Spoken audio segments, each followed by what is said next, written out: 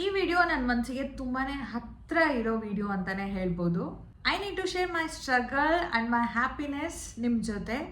And ನಿಮ್ಮೆಲ್ರಿಗೂ ತುಂಬಾ questions ಇತ್ತು, ನಿಮ್ ಚಾನೆಲ್ ಮಾನಿಟೈಸ್ ಆಯ್ತಾ, ಅರ್ನಿಂಗ್ ಸ್ಟಾರ್ಟ್ ಆಯ್ತಾ ಅಂತ ಎಲ್ಲ.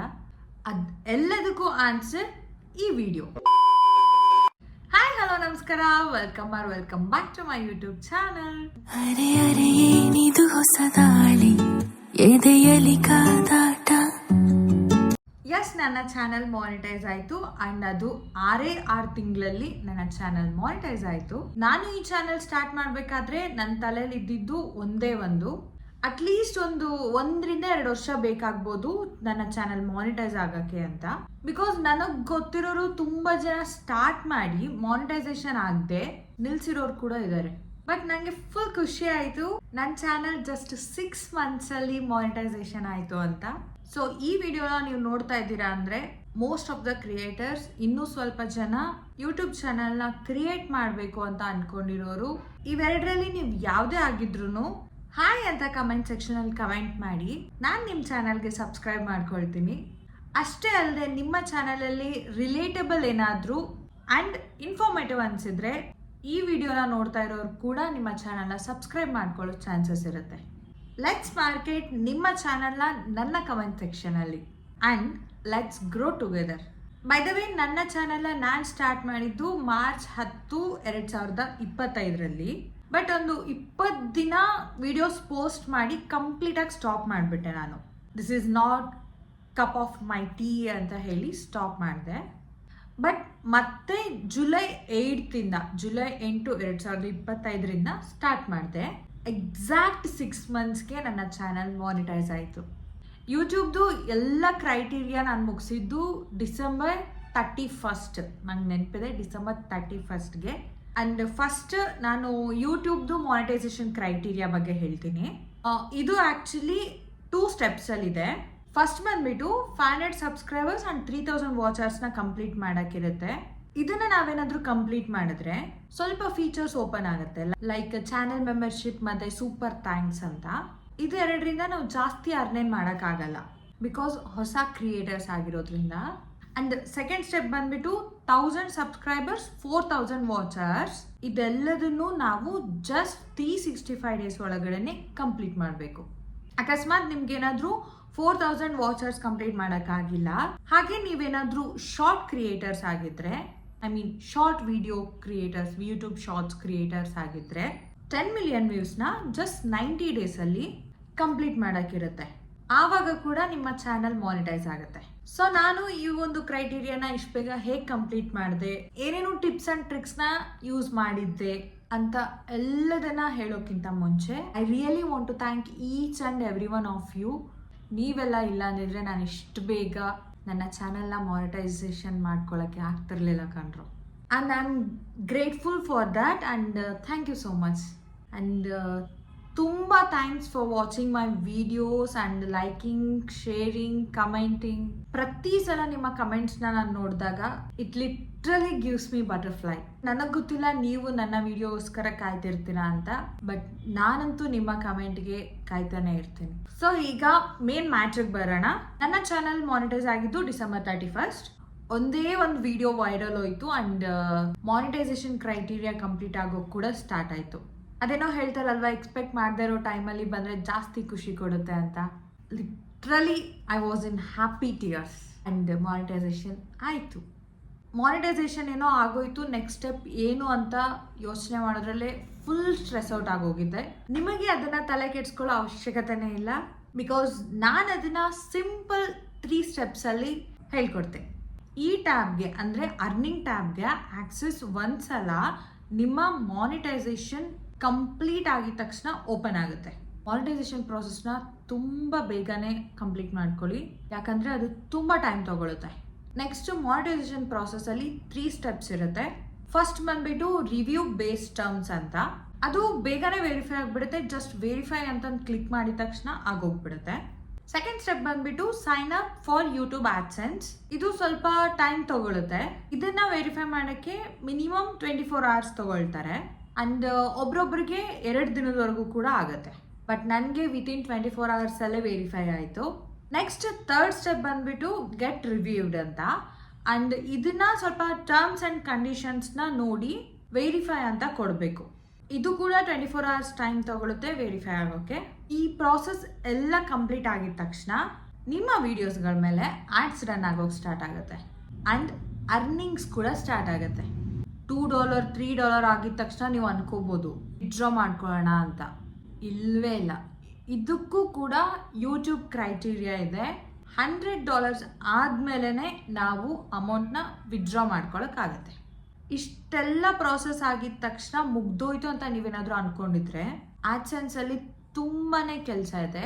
ಯಾವ್ದು ಅಂದ್ರೆ identification verification, payment verification, tax verification and address verification ಅಂತ ತುಂಬಾನೇ ಕೆಲಸ ಇದೆ. ಆಡ್ಸೆನ್ಸ್ ಪ್ರಾಸೆಸ್ದು ನಾನು ಇನ್ನೊಂದು ವಿಡಿಯೋ ಮಾಡಿ ಹಾಕ್ತೀನಿ ಬಿಕಾಸ್ ಅದು ತುಂಬಾನೇ ಲೆಂತಿ ಪ್ರಾಸೆಸ್.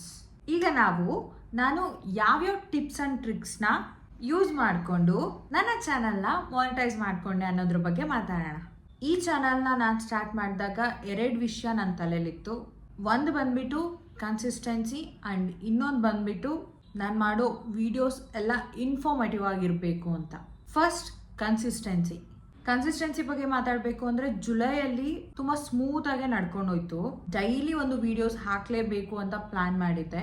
ಅದು ಕೂಡ ನಡೀತಾ ಇತ್ತು ಯಾಕಂದರೆ ನನ್ನ ಹತ್ರ ಬ್ಯಾಕಪ್ ವಿಡಿಯೋಸ್ ಇತ್ತು. ಜುಲೈ ಫುಲ್ ಈ ಒಂದು ಜರ್ನಿನ ಎಂಜಾಯ್ ಮಾಡಿದೆ ನನ್ನ videos hockey. And next August ಬಂದರೆ ನಾನೆಷ್ಟು ಎಂಜಾಯ್ ಮಾಡಿದ್ನೋ ಅಷ್ಟೇ ಬೇಡ ಅಂತ ಅನ್ಸೋಕೆ ಸ್ಟಾರ್ಟ್ ಆಯಿತು. ಯಾಕಂದರೆ ಬ್ಯಾಕಪ್ ವಿಡಿಯೋಸ್ ಎಲ್ಲ ಖಾಲಿ ಆಗೋಕೆ ಸ್ಟಾರ್ಟ್ ಆಯಿತು. ಎಲ್ಲದು ಹೊಸದಾಗಿ ಮಾಡಬೇಕಾಗಿತ್ತು. ಆ್ಯಂಡ್ ನಾನು ಫುಲ್ ಟೈಮ್ ವರ್ಕ್ ಮಾಡೋದ್ರಿಂದ ನಾನು ಮನೆಗೆ ಬಂದುಬಿಟ್ಟು ವಿಡಿಯೋ ಶೂಟ್ ಮಾಡಿ ಎಡಿಟ್ ಮಾಡೋಕ್ಕೆ ತುಂಬಾ ಟೈಮ್ ತೊಗೊಳ್ತಿತ್ತು. ಆ್ಯಂಡ್ ನಾನು ಅಂದ್ಕೊಂಡಂಗೆ ವಿಡಿಯೋಸ್ ಮಾಡೋಕ್ಕೆ ಆಗ್ತಿರ್ಲಿಲ್ಲ. ನಿಮ್ಮ ಹತ್ರ ಟೈಮ್ ಇಲ್ಲ ಅಂದರೆ ಮೇಕ್ ಶೋರ್ ಅಟ್ಲೀಸ್ಟ್ 2 ವಿಡಿಯೋ ಆದರೂ ಒಂದು ವಾರದಲ್ಲಿ ಅಪ್ಲೋಡ್ ಮಾಡ್ತಿದ್ದೀರಾ ಅಂತ. Because consistency is key factor. ನಿಮ್ಮ ಹತ್ರ ಟೈಮ್ ಇದ್ದಾಗ 3ರಿಂದ 4 ವಿಡಿಯೋಗೆ ಆರಾಮಾಗಿ ಸ್ವಿಚ್ ಆಗ್ಬೋದು. ಬಟ್ 2 ವಿಡಿಯೋಸ್ ಹಾಕೋದ್ರಿಂದ ನಿಮ್ಮ ಚಾನಲ್ ಬೇಗನೆ ಮಾನಿಟೈಸ್ ಆಗೋ ಚಾನ್ಸಸ್ ಇರುತ್ತೆ. Because YouTube love consistency. ಇವಾಗ ನೀವು ಒಂದು ವಿಡಿಯೋ ಅಪ್ಲೋಡ್ ಮಾಡಿರ್ತೀರಾ, ಅದು ಓಡ್ತಾ ಇರಲ್ಲ. ನೆಕ್ಸ್ಟ್ ವಿಡಿಯೋ ಅಪ್ಲೋಡ್ ಮಾಡಿದಾಗ ಯೂಟ್ಯೂಬು ಹೊಸ ವ್ಯೂವರ್ಸ್ಗೆ ಅದನ್ನು ಪುಷ್ ಮಾಡೋಕ್ಕೆ ಟ್ರೈ ಮಾಡುತ್ತೆ.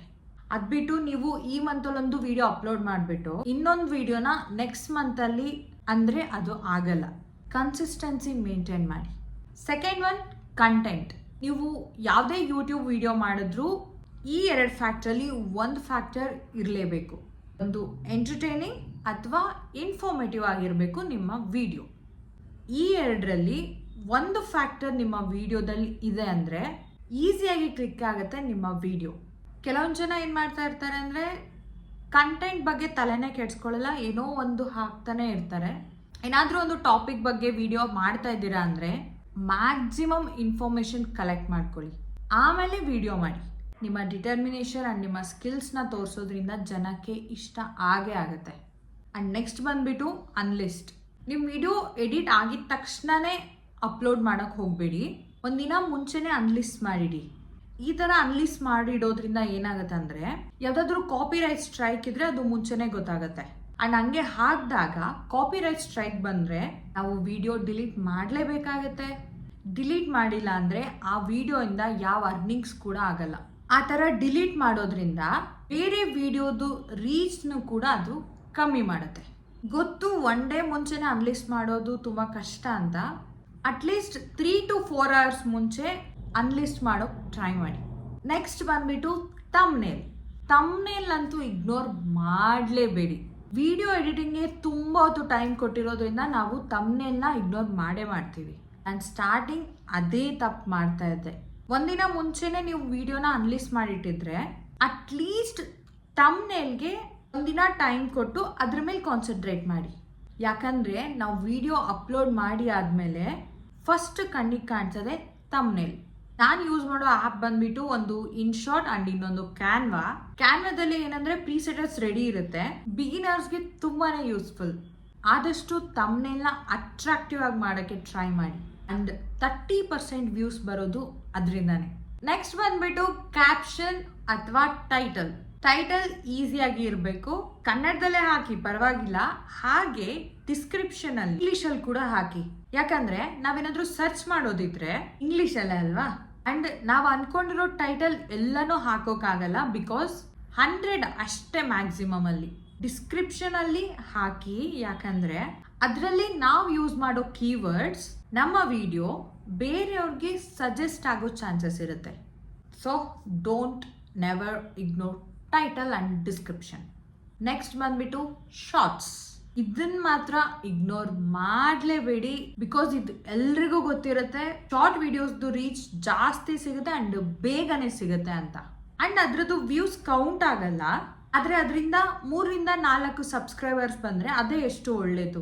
ಶಾರ್ಟ್ಸ್ಗೆ ಒಳ್ಳೆ ರೀಚ್ ಸಿಕ್ಕರೆ ಜನಕ್ಕೆ ಅದು ಇಷ್ಟ ಆದರೆ ಅವರು ವಾಪಸ್ ಬಂದು ನಮ್ಮ ಚಾನಲಲ್ಲಿರೋ ಲಾಂಗ್ ಫಾರ್ಮ್ ವಿಡಿಯೋಸ್ ನೋಡೋ ಚಾನ್ಸಸ್ ಇರುತ್ತೆ. ನಿಮ್ಮ ಚಾನಲ್ ಮಾನಿಟೈಸೇಷನ್ ಆಗೋವರೆಗೂ ಡೈಲಿ ಯೂಟ್ಯೂಬ್ ಶಾರ್ಟ್ಸ್ ಅಪ್ಲೋಡ್ ಮಾಡೋಕ್ಕೆ ಟ್ರೈ ಮಾಡಿ. Last tip and important tip, never give up. ಇವತ್ತು ನಿಮ್ಮ ವಿಡಿಯೋ 200 ಓಡ್ತಾ ಇರ್ಬೋದು ಅಥವಾ ಅದಕ್ಕೂ ಕಡಿಮೆನೇ ಓಡ್ತಾ ಇರ್ಬೋದು, ನಮಗೆ ಗೊತ್ತಿಲ್ಲ. ಒಂದೇ ಒಂದು ವಿಡಿಯೋ ವೈರಲ್ ಹೋದರೆ ಅದೊಂದೇ ವಿಡಿಯೋ ನಿಮಗೆ ಎಲ್ಲ ಮಾನಿಟೈಸೇಷನ್ ಕ್ರೈಟೀರಿಯಾ ಕಂಪ್ಲೀಟ್ ಮಾಡೋ ಪವರ್ ಇರುತ್ತೆ. ಸೊ ಯಾವುದೇ ಕಾರಣಕ್ಕೂ ಗಿವ್ ಅಪ್ ಮಾಡಬೇಡಿ. ವಿಡಿಯೋ ಓಡ್ತಾ ಇಲ್ಲ ಅಂತ ಫ್ರಸ್ಟ್ರೇಟ್ ಆಗಿ ಯಾವುದೇ ಕಾರಣಕ್ಕೂ ರಾಂಗ್ ರೂಟ್ ತಗೋಬೇಡಿ. ನೀವು ಏನೇ ಅಪ್ಲೋಡ್ ಮಾಡಿದ್ರು ಅದನ್ನ ಯೂಟ್ಯೂಬ್ ಅನಲೈಸ್ ಮಾಡುತ್ತೆ.